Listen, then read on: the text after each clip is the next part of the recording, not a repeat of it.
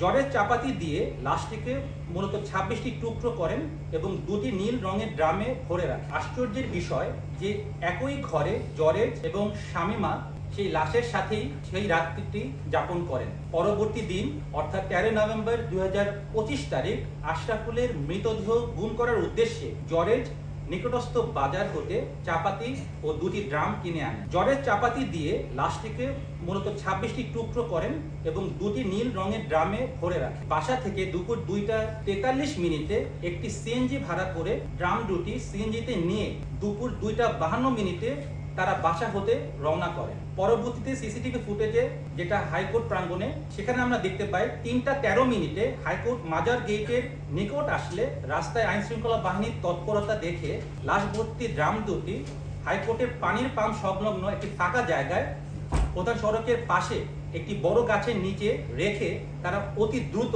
High court এলাকা হতে একটি অটোযোগে সায়দাবাদের উদ্দেশ্যে চলে যান।